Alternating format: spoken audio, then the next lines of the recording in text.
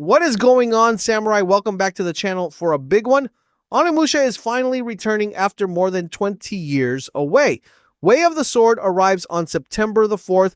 Capcom actually pulled it forward 3 weeks from its original date. That is not something a publisher does when it is nervous about a game. The early word is rolling in from everybody who got hands-on with it, and there is one loud argument hanging over this entire launch. Over 1 million people downloaded the demo. A lot of them came away saying it was far too easy. That got loud enough that Capcom's own producer recorded a video response to it. So here's the question for today. Is this the comeback that fans have waited 2 decades for? Or is it a 20-hour action game that has already gone soft? We are going through everything the previews praised and everything they are still worried about. There are no review scores anywhere yet because reviews have not happened. No spoilers either. Let us dive in. Before anything else, I want to be straight about where all of this comes from. Nobody has reviewed this game yet. The embargo has not lifted, so there is not a single score to point at. What we have instead is a public demo and a run of hands on sessions. Those happened at Summer Game Fest and then again at Gamescom.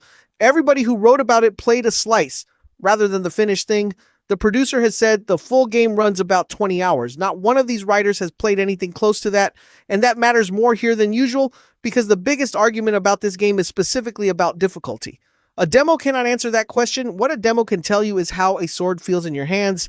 It turns out that part is not really in dispute at all. Let us start where the hands-on previews agreed the most. That is how it actually feels to swing the sword. PlayStation Universe called the combat weighty and satisfying. Game Reactor landed somewhere similar, but framed it differently. They said it does not feel like a Soulslike, and it does not feel like a hectic hack and slash either. Their phrase was that it sits in between the never-ending flood of harsh Soulslikes. The system underneath it is a stamina fight. Blocking drains your own stamina faster while parrying drains the enemies instead. Empty their gauge completely and you get a break Issen. That is an execution, and enemies come apart along the exact line your blade travels. The classic Issen is still here as the frame perfect counter that the series was built on. Break Issen is the new and more forgiving way in. Capcom also motion captured real swordsmen for all of this. Now here is the change that older fans are going to argue about. Musashi carries one katana for the entire game. You do not swap between blades the way you did on the PlayStation 2. Director Satoru Nihei said the reason was to expand the range of expression in the swordplay. Everything that used to be a second or third weapon is now an ability on a cooldown instead. Nihei and his animation lead described the whole brief in a way I really liked. They wanted the swordplay that used to only happen in Onimusha cutscenes to become the actual gameplay. I can see both sides of this one, honestly. Mastering a single blade deeply is a real design goal, and it can absolutely work. But variety was a huge part of what people remember about the older games. So let me know down in the comments where you land on that one.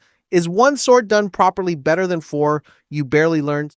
So if there is only one sword, what fills the gap? That is where the Oni armaments come in. Nihei described them as special attacks rather than standard weapons. So far, we have seen a bow, a set of clubs, and a spear. They run on blue souls that fill a gauge as you fight.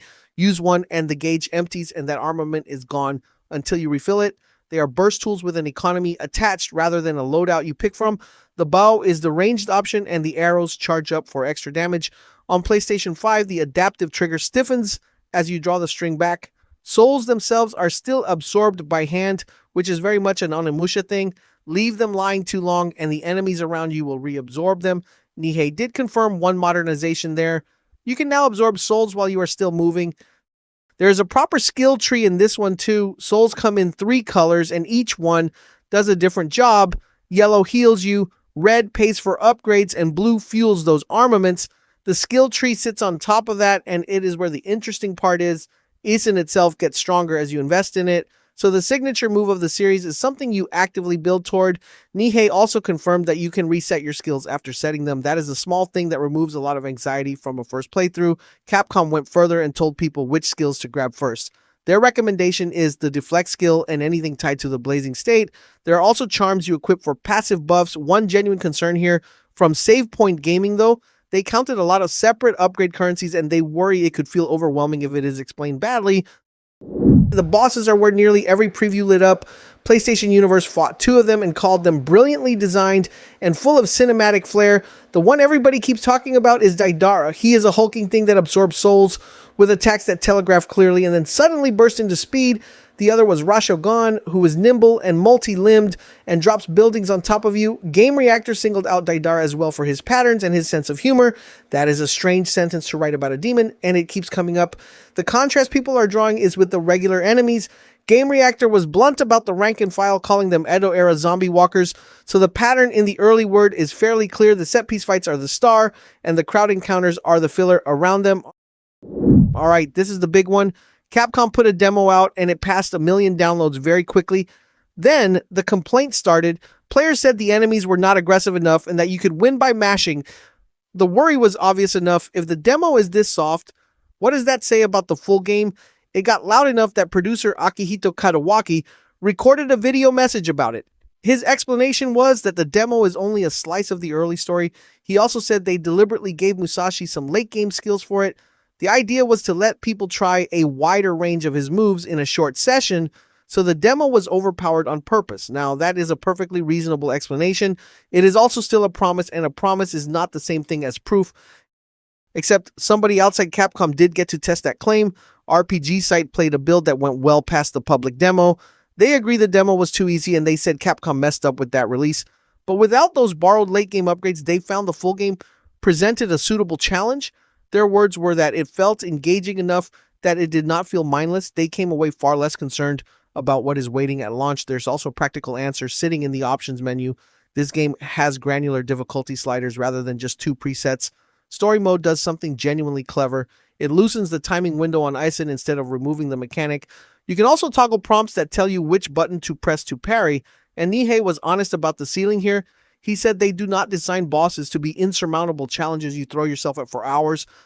Let us talk about how the game is actually structured. This one was genuinely confusing for a while.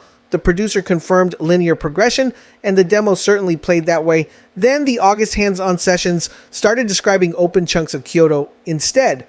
Capcom eventually drew the line themselves through Game Informer. It is not an open world game. Kyoto is an open town hub with side paths and secrets and vendors and side quests. The stages outside that hub stay more linear than the hub does.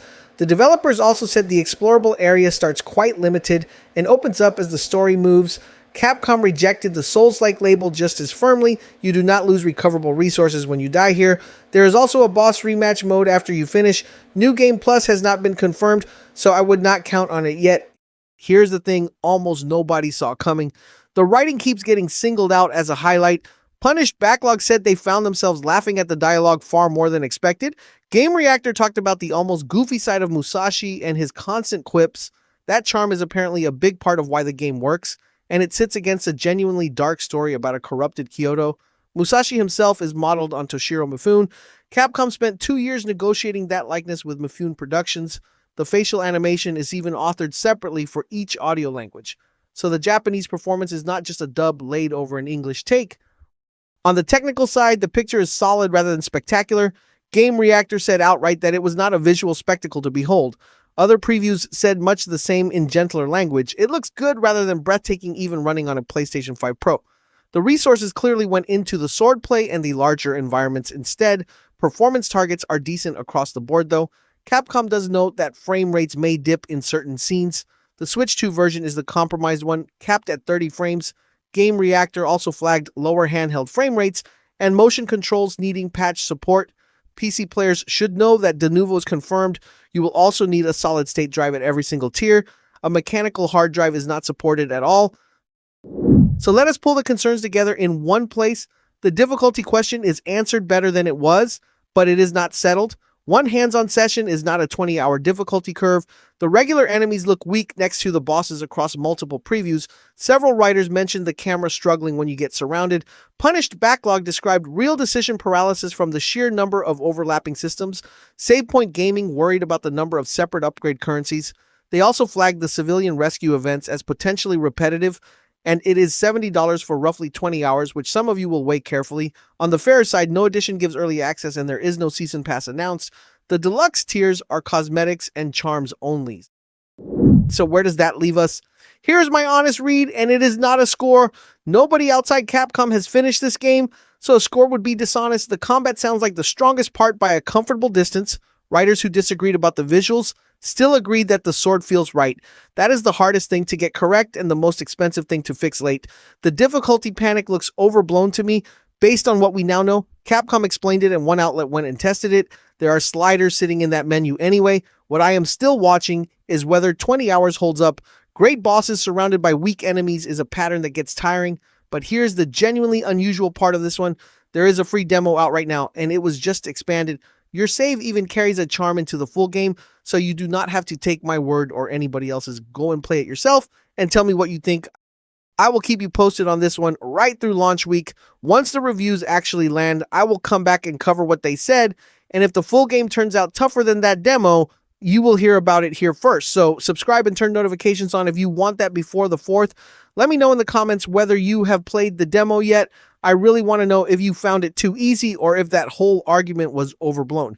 And tell me where you stand on the single sword change. Thank you all so much for watching, and I will see you in the next one.